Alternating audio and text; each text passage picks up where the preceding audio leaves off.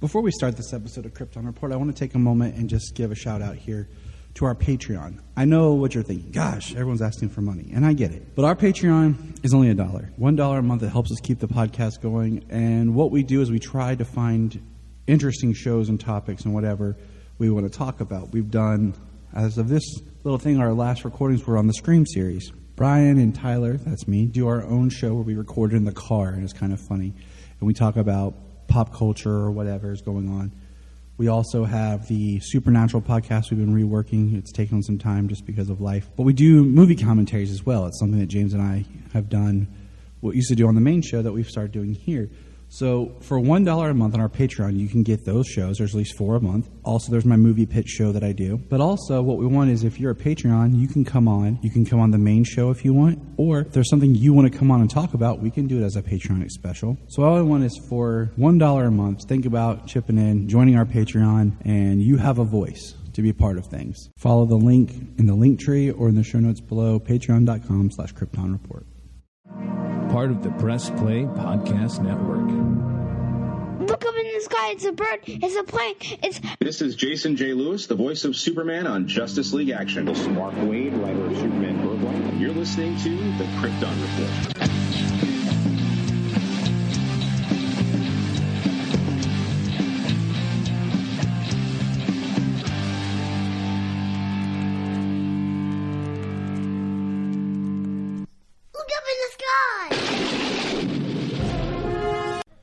Welcome to another exciting episode of Flash Week.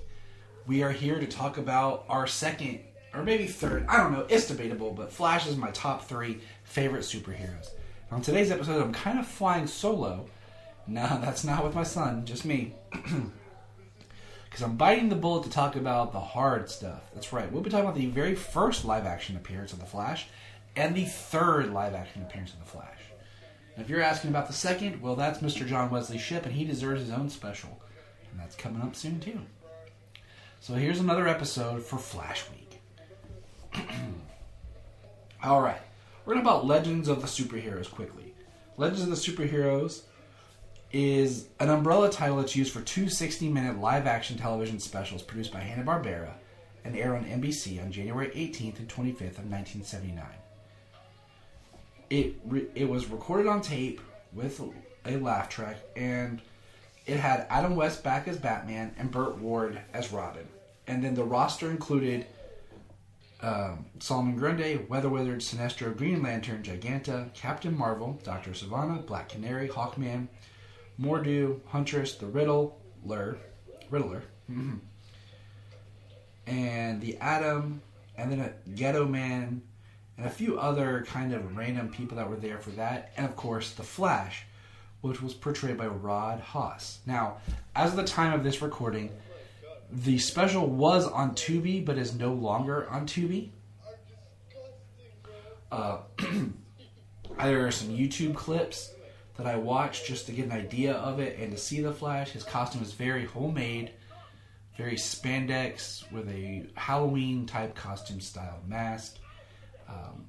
The special was paid for laughs. It took place kind of promoting the Super Friends, and even the official DVD release back in 2010 it came with some information.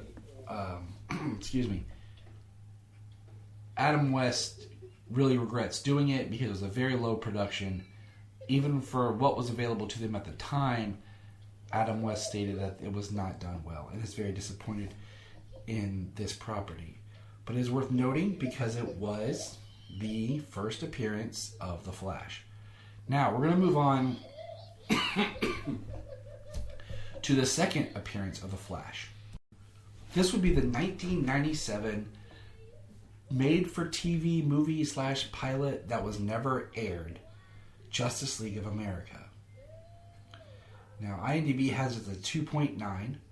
It's labeled as a TV movie, and it has Barry Allen, Guy Gardner, Ray Palmer, John Jones, and then Fire and Ice as our main Justice Leaguers. Our villain would be Miguel Ferrer as the Weathered Man, who is basically a version of Weather Wizard. Miguel is no unknown to the DC family, as he voiced multiple DC characters throughout time on different properties.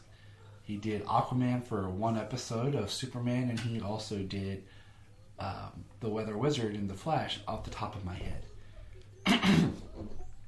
Now, how do we talk about this? Okay. First of all, this was very low budget. 1997. Let's get a worldview of 97. Hold on. Let's take a drink of water.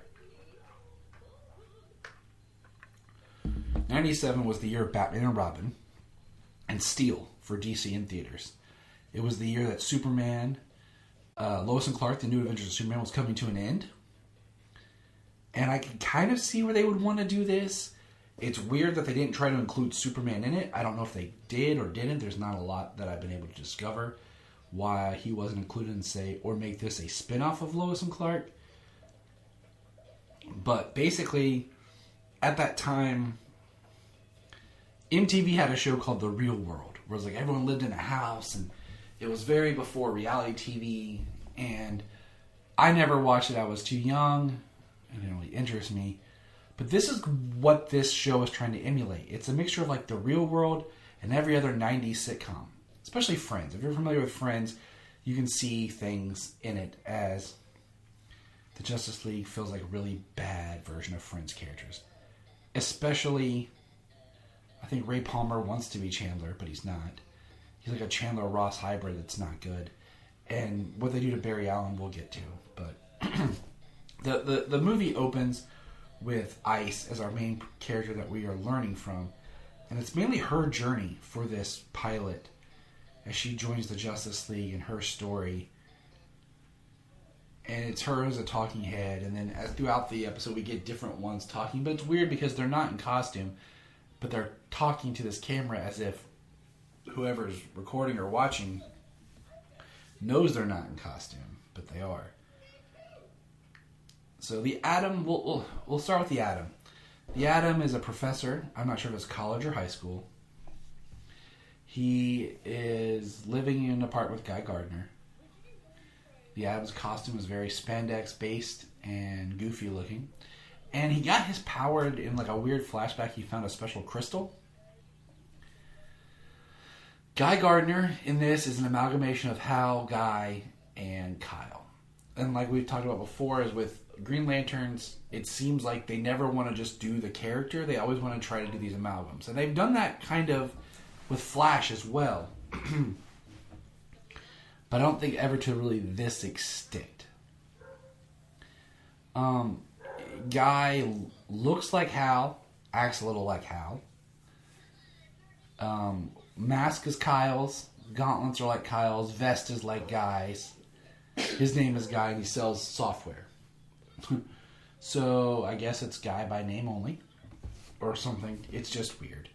But he has a girlfriend he keeps trying to impress, and we see some not bad looking constructs for the time, I will say, with his ring. Not a whole lot he does with it. It's very hard to watch. It's very low and bad, and you don't focus on the characters you really want to focus on. And that was kind of my problem, is I'm like, why am I watching this Justice League, but I'm not really focusing on the Justice League? Now, we have what I, at the time, looking at 97, 2 A-listers with our Flash and Green Lantern, a B-lister with Martian Manhunter, though I don't really consider him a B-lister, but I'm trying to look at like the 90s lens of what most people know. A C-lister with the Atom, and then 2 T-listers with Fire and Ice. Why did they choose all these characters? I don't know. So let's. Martian Manhunter is played by David Ogden Stiers, which is a fantastic actor. I mean, he played on MASH, which I think is one of the greatest shows that ever existed. He was on there, the thoracic surgeon. And, of course, he's been in multiple Disney productions, Cogsworth and Beauty and the Beast. But here he's an overweight Martian Manhunter under a lot of makeup and in spandex, and it does not look good. He is their leader. He has a submarine spaceship that's in the bottom of the ocean, and that's where they operate out of.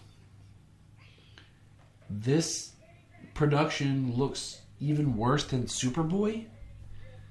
I know, like, we finished Superboy. Me and James have done Superboy seasons 1 and 2. We're still working on that show. And we'll be kicking up 3 here soon. But this is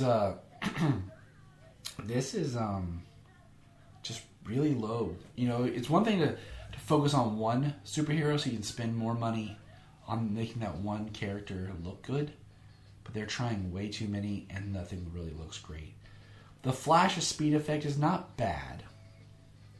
We do see it used a couple of times. But let's talk about the Flash. That's what we're here to talk about, is Barry Allen and his portrayal here. He's portrayed as some sort of Brooklyn-y, Southern New Yorker kind of guy with an accent, talking like, yo, I'm Barry Allen. He's got his ear pierced, one ear, with a lightning bolt. And he has no job. And I know that, so much of what we know about the Flash comes from what Jeff Johns did later with, but so much of it also about him working the crime scene is before Jeff Johns. That was established. Jeff Johns just really gave us more of that reason why he started working the crime scene. It's kind of weird that we have this unemployed Barry Allen, because it really does not feel like Barry Allen. This is probably the least Barry Allen Flash I've ever seen. And it's kind of heartbreaking because this is another live action. But luckily this one never got released, so people don't know about it. That's part of what the fun of talking about this is. It was very hard to watch this special, I'm not going to lie. The Flash in this, he loses his apartment. He has to move in with his friends, which nobody wants him to live with them. It's weird. But he is a fast cook, but he eats all the food, he cleans up. He gets a job as a mailman, but then the other mailmen are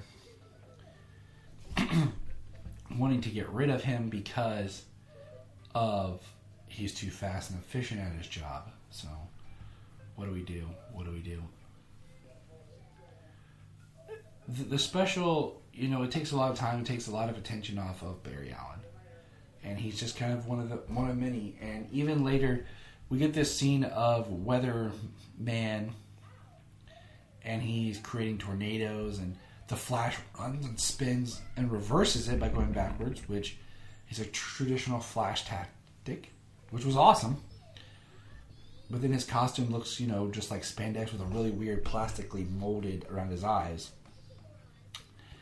And then we have a scene of him, the Atom, and Green Lantern shoving their costumes like in duffel bags behind an alley.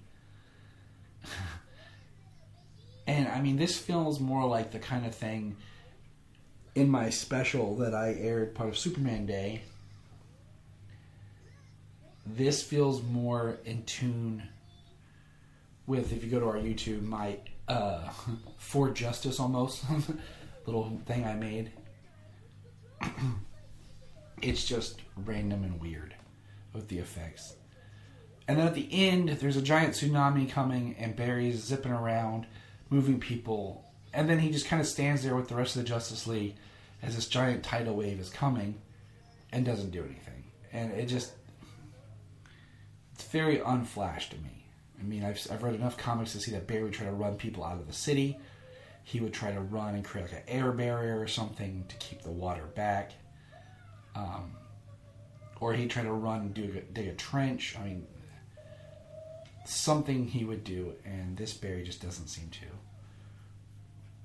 But this is the Justice League of America. If anyone ever wants to watch this, message me.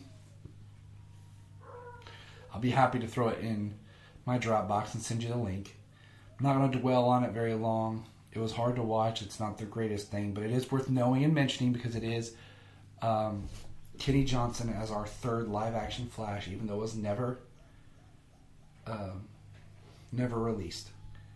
So that is this week's episode of Flash Week. Enjoy. Look up in the sky.